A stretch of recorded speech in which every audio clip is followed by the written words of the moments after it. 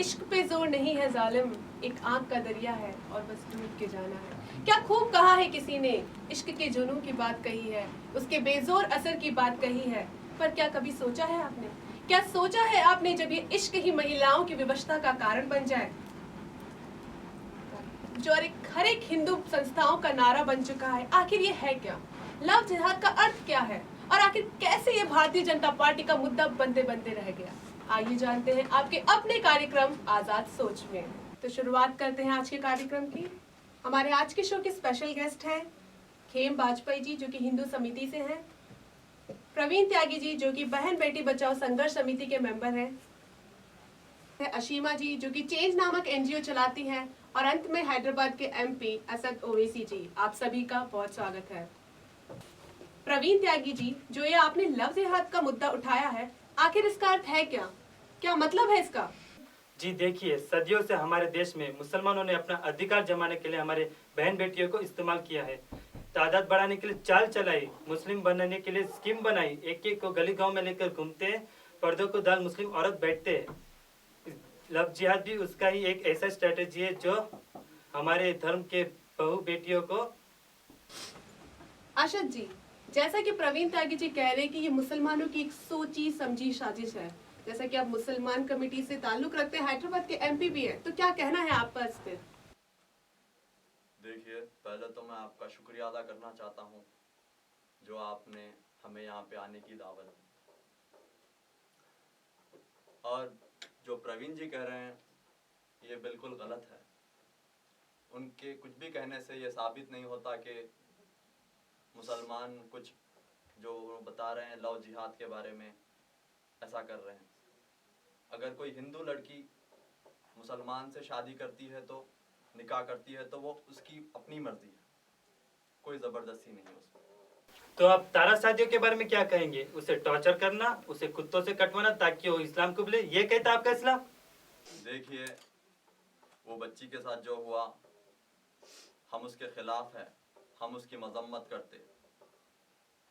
लेकिन जो 2009 में राम सेना वालों ने जो हम पे इल्ज़ाम लगाया, मुसलमान बच्चों ने जो आपके हिंदू लड़कियों को फंसाकर उनसे शादी करके उनको मुसलमान बनाना चाहते हैं, ये गलत है।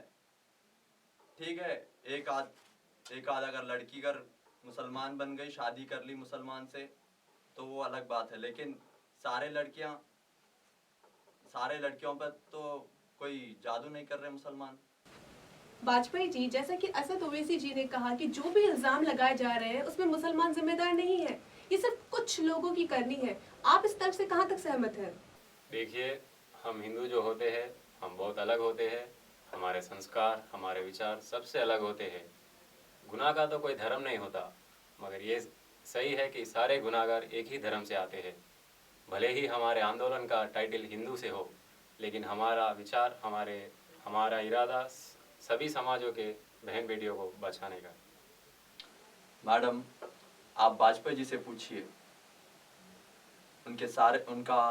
उनका बोलना जो सारे धर्म, सारे मजहब, क्या इसमें इस्लाम भी शामिल है?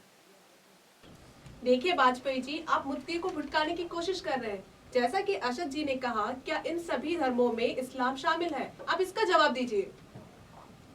देखिए, ये लव जिहाद का मामला कुछ नया नहीं है। जैसे कि देखा जाए तो 1920 में आर्य समाज में कुछ ऐसा ही कैंपेन शुरू किया था। जैसे कि हमारे प्रवीण भाई ने अपने बात की शुरुआत जिस लाइन से की थी, जिस कविता से की थी, उस कविता का नाम था चंद मुसलमानों, जो कि 1928 में लिखी गई। तो भाई, हम तो कुछ नया नहीं कर रहे। देखिए वाजपेयी जी, आप मुद्दे को भुटकाने की कोशिश कर रहे हैं। जैसा कि अशद जी ने कहा, क्या इन सभी धर्मों में इस्लाम शामिल है? आप इसका जवाब दीजिए। जी देखिए, हम हिंदू धर्म वाले म्यूचुअल कोऑपरेशन में बिलीव करते हैं। जैसे कि हमारे हिंदू महिलाओं को भटकाया जा रहा है, हम उन लोगों को सफल नहीं होने देंगे। उन्हें ज़्यादा एक्सपेक्ट भी नहीं करना चाहिए। आशा जी को उनके सवाल का जवाब मिल गया होगा, पर मुझे नहीं लगता कि वो ज्यादा संतुष्ट है। हम आपके पास जरूर आएंगे। इससे पहले हम अशीमा जी से पूछना चाहेंगे, जो कि चेंज नामक एनजीओ चलाती हैं, आपके विचार से लव जिहाद क्या है? पहले तो सबको मेरा आदाब। जैसे वाजपेयी जी ने कहा, लव जिहाद भारत में नया नहीं है। पहले वो दक्षिणी भारत में रोमियो जिहाद के नाम से जाना जाता था। जब पूर्वी भारत में आया तो शायद हमारे हिंदू संस्थाओं के लिए ज़्यादा ही मॉडर्न हो गया, तो उसे लव जिहाद का नाम दे दिया गया। वैसे जहाँ तक मुझे पता है, लव भी एक अंग्रेजी शब्द ही है। खैर, जहाँ तक लव जिहाद की बात आती है, मुझे नहीं लगता कि लव जिहाद एग्जिस्ट करता है। आप कोई मुसलमान लड़का या कोई हिंदू लड़की अगर मुसलमान लड़के से निकाह करना चाहती है तो उसमें उसमें जिहाद की बात कहाँ से आ जाती है? आप तो कहेंगे ना, आपके धर्म की औरतों पर ऐसा अत्याचार कहाँ हो रहा है? आपको क्या लगता है हमारे धर्म की औरतों पे अत्याचार नहीं होता? अरे वो छोड़िए, आपके धर्म की औरतें कितनी खुश है। राखी बनवाने को ऑर्डर दे देने से आपके धर्म की लड़कियां बच नहीं जाएंगी। मुझे तो ये समझ नहीं आता, आप लोग के पास ऐसे आइडियाज आते कहाँ से हैं? जी असीमा जी वाजपेयी जी, आप कुछ कहना चाहते हैं? मैं असीमा जी की इज्जत करता हूँ, मगर उनके कहने से झूठ सच में नहीं बदलता और सच झूठ में नहीं बदल जाएगी। जैसे कि लव जिहाद है और ये प्रूव हो चुका है। हमारे आंदोलन की शुरुआत मेरठ बचाओ मंच से हुई थी। अब हम अपने जोधा का बदला लेकर रहेंगे। वाजपेयी जी तो आज हमें मुगल वक्त की याद दिला दे रहे हैं। अरे तुम्हें तो याद ही होगा, बीजेपी ने भी तुम्हारा साथ इस चीज में छोड़ दिया था। किस दम पर इतनी सारी बात कर रहे हो, समझ में नहीं आ। प्रवीण जी, ये तो सबको मालूम है किसको किसकी जरूरत है। जी, मैं ओवैसी जी से साफ शब्द में ये कहना चाहता हूँ कि भारतीय जनता पार्टी किसी की जागीर नहीं। हमने ये संग्राम अपने बलबूते पे उठाया है, हमें किसी पार्टी की जरूरत नहीं। यहाँ लगता है कि हम अपने मुद्दे से भटक रहे हैं। जाते जाते असीमा जी से मैं कंक्लूडिंग रिमार्क लेना चाहूंगी, क्या कहना है आपका लव जिहाद पर? अरे धर्म तो बस एक बहाना है। बात यहाँ आपके गुरूर, आपके अहंकार की है। हमारी लड़कियों को खतरा इस समाज से है, कोई हिंदू या इस्लाम धर्म से नहीं। जी असीमा जी, मैं आपको यहाँ रोकना चाहूंगी। जी प्रवीण जी, आप कुछ कहना चाहते हैं?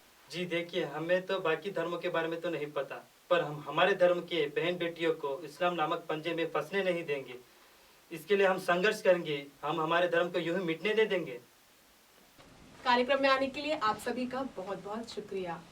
आज का कार्यक्रम यहीं समाप्त होता है। लव जिहाद, जहां असीमा जी ने औरतों के सम्मान की बात कही, तो वहीं प्रवीण जी ने उनके संघर्ष की बात कही। कौन सही और कौन गलत, इसका फैसला करने वाली मैं कौन होती हूँ, लेकिन आप कर सकते हैं। आप अपने विचार हमें अपने ईमेल द्वारा भेज सकते हैं। हमारा ईमेल आईडी है fizultime@bakwas.com।